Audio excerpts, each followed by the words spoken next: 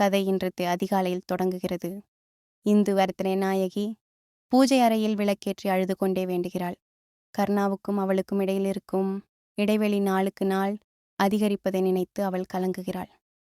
இந்த குடும்பத்தை உடைக்க நினைக்கும் தீய சக்திகளிடமிருந்து எங்களை காப்பாற்று என்று வேண்டுகிறாள். மறுபுறம் கிருபாகரன் மற்றும் திவாகரன் ரகசியமாக பேசிக்கொள்கிறார்கள். கர்ணாவின் மனதில் இந்துவை பற்றி தவறான எண்ணத்தை விதைக்க அவர்கள் ஒரு புதிய திட்டத்தை தீட்டுகிறார்கள். ஒரு போலி கடிதம் அல்லது ஒரு ஆடியோ பதிவை வைத்து கர்ணாவை திசை திருப்ப நினைக்கிறார்கள். காலை உணவு நேரத்தில் முழு குடும்பமும் டைனிங் டேபிளில் அமர்ந்திருக்கிறது. அப்போது திவாகரன் வேண்டுமென்றே ஒரு விஷயத்தை கிளப்புகிறார். இந்து நேற்றிரவு யாரிடமோ ரகசியமாக பேசிக்கொண்டிருந்தாள் என்று பற்ற வைக்கிறார்.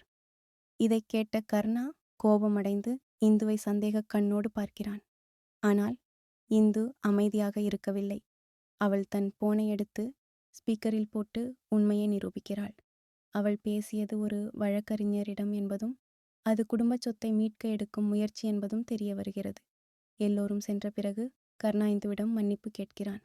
ஆனால் இந்து நம்பிக்கையில்லாத இடத்தில் அன்பு இருக்காது கர்ணா என்று அழுத்தமாக கூறுகிறாள்.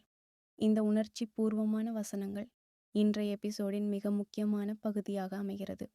எபிசோடின் இறுதியில் ஒரு மர்ம நபர் வீட்டு வாசலில் வந்து நிற்கிறார். அவர் யார் என்பது யாருக்கும் தெரியவில்லை. அவர் கையில் ஒரு பெட்டி இருக்கிறது. அவர் இந்துவை பார்த்து, உங்களிடம் ஒரு ரகசியத்தை சொல்ல வேண்டும் என்று கூறுகிறார். இதை பார்த்த கிருபாகரன் அதிர்ச்சியில் உறைகிறார். இன்றைய எபிசோட் சஸ்பென்ஸுடன் முடிகிறது.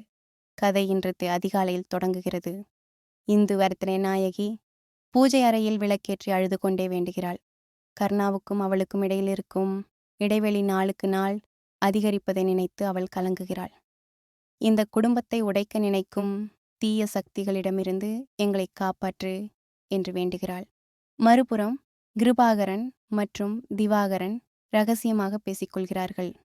கர்ணாவின் மனதில் இந்துவை பற்றி தவறான எண்ணத்தை விதைக்க அவர்கள் ஒரு புதிய திட்டத்தை தீட்டுகிறார்கள்.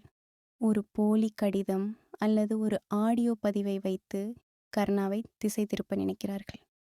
காலை உணவு நேரத்தில் முழு குடும்பமும் டைனிங் டேபிளில் அமர்ந்திருக்கிறது. அப்போது திவாகரன் வேண்டுமென்றே ஒரு விஷயத்தை கிளப்புகிறார். இந்து நேற்றிரவு யாரிடமோ ரகசியமாக பேசிக்கொண்டிருந்தாள் என்று பற்ற வைக்கிறார். இதை கேட்ட கர்ணா கோபமடைந்து இந்துவை சந்தேக கண்ணோடு பார்க்கிறான்.